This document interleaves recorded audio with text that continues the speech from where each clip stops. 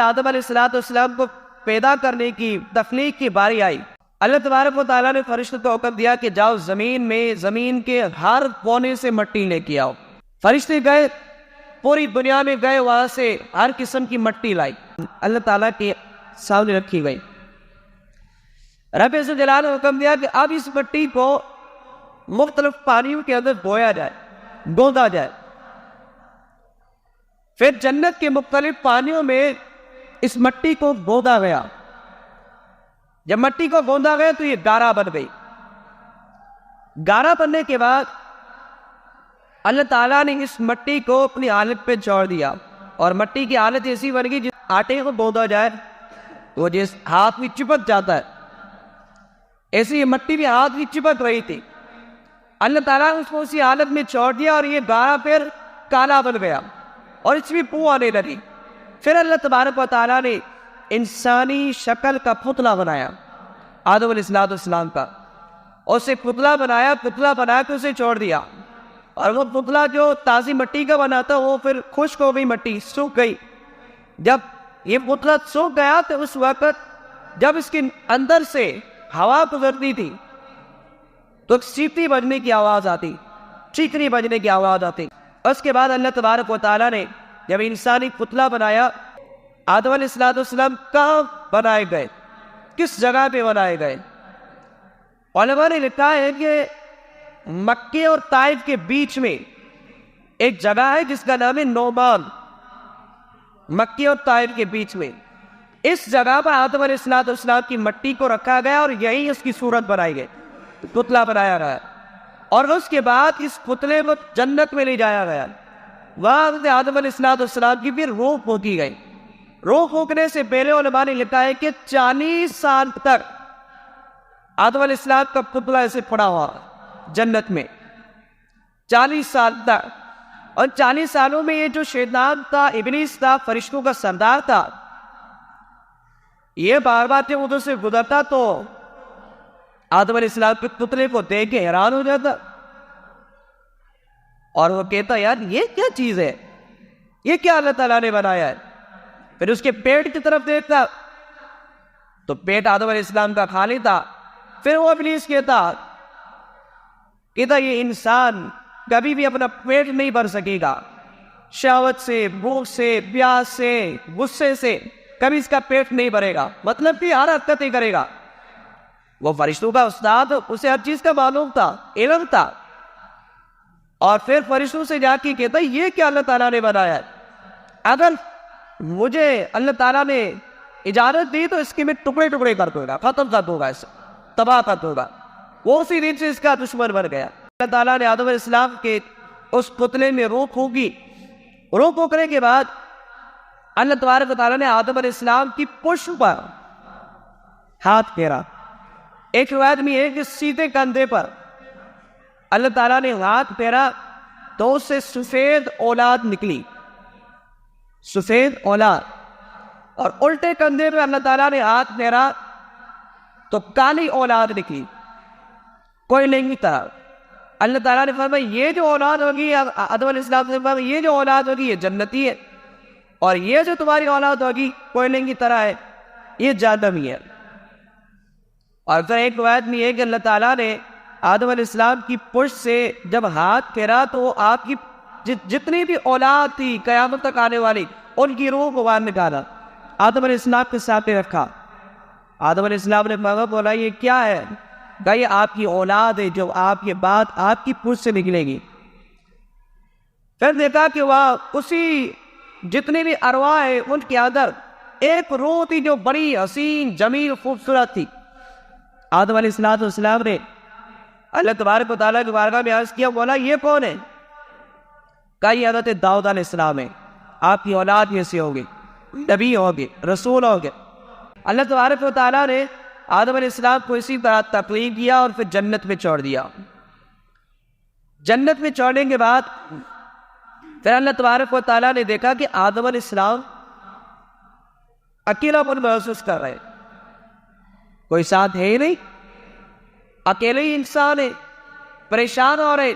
اللہ تعالیٰ نے آدم علیہ السلام پر نیند طاری کر دی۔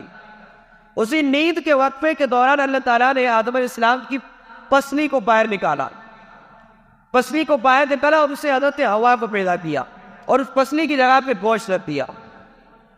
حضرت ہوا کو جب پیدا کیا گیا تو حضرت ہوا حضرت آدم علیہ السلام کی پیشانی کی سائڈ پہ، سن کی سائڈ پہ بیٹھی ہوئی۔ آدم علیہ السلام کی جب آنکھ کھلی نیند سے تو کہا کہ تو کون ہے؟ کہا میں عورت ہوں۔ کہا تجھے کیوں پیدا کیا گیا؟ کہا اس لیے کہ تو مجھ سے سکون حاصل کرے۔ پھر فرشتے نے حضرت آدم علیہ السلام سے سوال کیا کہ دیکھو آدم علیہ السلام کے پاس اللہ نے ان کو کتنا علم دیا ہے آدم علیہ السلام کو۔ انہوں نے سوال کیا یہ کون ہے؟ اس کا نام کیا ہے؟ آدم علیہ السلام نے فرمایا اس کا نام ہے ہوا۔ کہا اس کا ہوا نام کیوں ہے؟ کہا اس لیے کہ یہ زندہ وجود سے پیدا کی گئی ہے، میرے وجود سے، زندہ وجود سے یہ پیدا کی گئی، اسی لیے اس کا نام ہوا ہے۔ حضرت آدم علیہ السلام نے حضرت ہوا کی طرف اپنا ہاتھ بڑھانا چاہا، فرشتوں نے روک دیا۔ کہا رکو، پہلے آپ اس کا حق بار ادا کریں، پھر اس کو ہاتھ لگائیں، پھر تمہارا نکاح ہوگا۔ آدم علیہ السلام نے فرمایا اس کا حق بار کیا ہے؟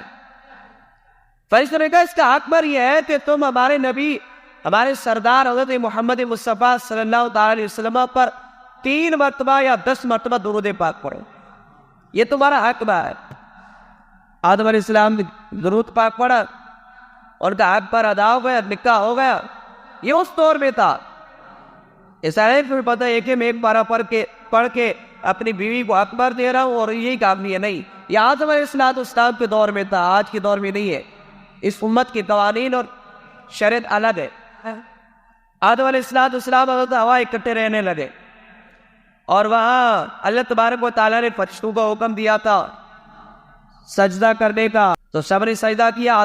وہ جو ابلیس خبیث تھا جو پہلے ہی غصہ کر رہا تھا پتلے کو دیکھے، اس نے کہا میں کیوں سجدہ کروں، یہ مٹی سے بنا ہے اور میں آگ سے بناؤں، میں کیوں اس کو سجدہ کروں گا؟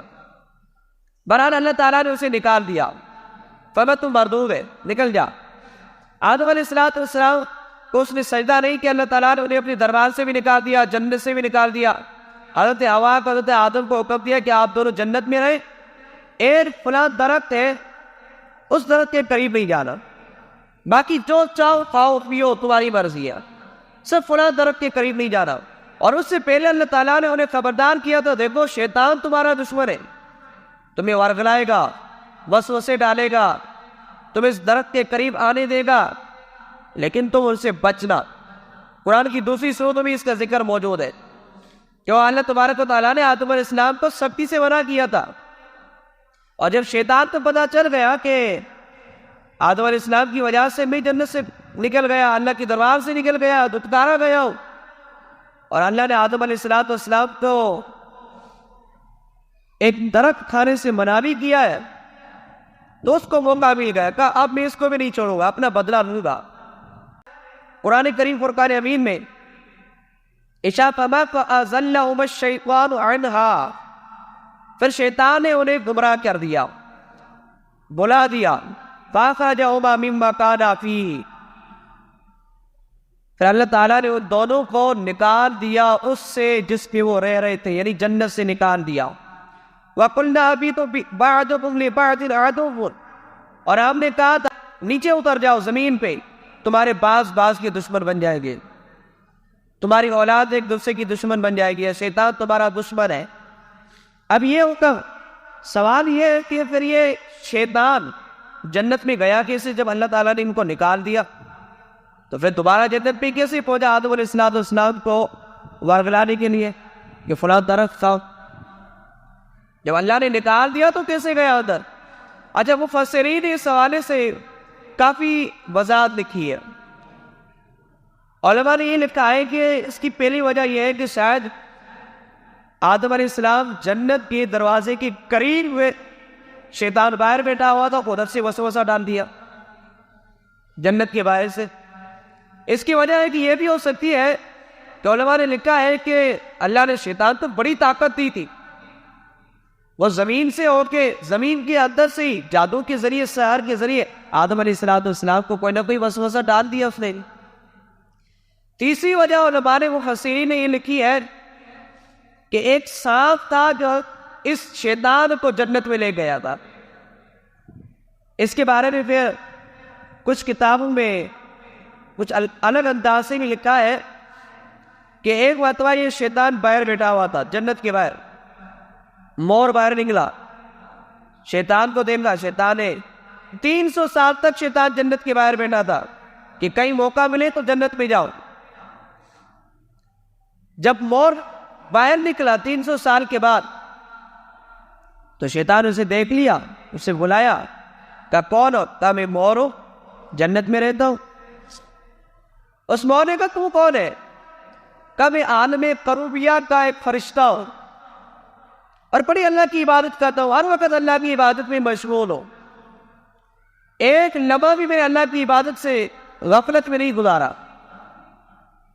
کہا پھر مجھے جنت میں لے جاؤ، میں وہاں جا کے عبادت کروں گا اللہ کی، باہر بیٹھا ہوا، اور اگر مجھے اندر لے گئے تو ایک ایسا راز تمہیں بتاؤں گا کہ اس راز میں اگر تم نے عمل کیا تو کبھی بوڑھے نہیں ہوگے، کبھی بیماری تمہیں نہیں لگے گی، اگر تم مجھے اندر لے گئے۔ اور اس نے کہا میں تو کمزور ہوں، تمہیں نہیں لے جا سکتا، لیکن میرا ایک دوست ہے سانپ، اس کو بولتا ہوں، وہ تمہیں اندر لے جائے گا۔ اس مور نے اس سانپ کو جا کے پوری بات بتائی، اس نے سوچا کہ شاید مجھے بھی یہ راز مل جائے گا، میں بھی بوڑھا کبھی نہیں ہوں گا، جوان ہی ہوں گا، اور کبھی موت بھی نہیں آئے گی مجھے۔ اسی لالچ میں آ کر سانپ باہر نکلا اور اس نے اپنے منہ میں اس ابلیس کو بٹھایا اور وہاں سے اسی جنت میں لے گیا۔ اسی طرح فرشتے دیکھ رہے تھے کہ یہ ابلیس اندر جا رہا ہے، اسی طریقے سے یہ چال چل رہا ہے، انہوں نے روکنے کی کوشش کی، رب تعالیٰ نے منع کر دیا، کہ نہیں روکو، مجھے پتا ہے سب، کیونکہ اللہ تعالیٰ نے جب آدم علیہ السلام کو اتنی سختی سے منع کیا تھا، اب تو امتحان بھی لینا تھا نا، اور یہ بھی حکمت تھی کہ دنیا کیوں بنائی ہے، جنت تو کیوں بنائی ہے۔ جب آدم علیہ السلام زمین میں نہیں اتریں گے، شیطان نہیں ورتلائے گا، تو پھر یہ کیا جائیں گے، زمین کہاں جائے گی، جنت دوزخ کہاں جائے گے۔ تو اللہ تعالیٰ کی حکمت تھی، اللہ تعالیٰ نے فرمایا چھوڑ دو نہیں، شیطان جنت میں داخل ہو گئے۔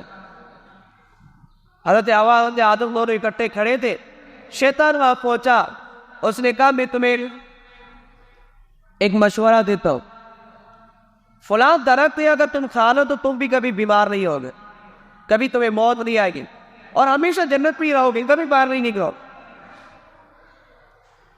انہوں نے حضرت آدم علیہ السلام حضرت حوا شیطان کی باتوں پہ آ کے، کیونکہ شیطان شکل تبدیل کر چکا تھا، آدم علیہ السلام نے سوچا اللہ تعالیٰ نے ہمیں اس درخت کے بارے میں منع کیا تھا، اس جیسے دوسرے درخت تھے شاید ان کے بارے میں منع نہیں کیا۔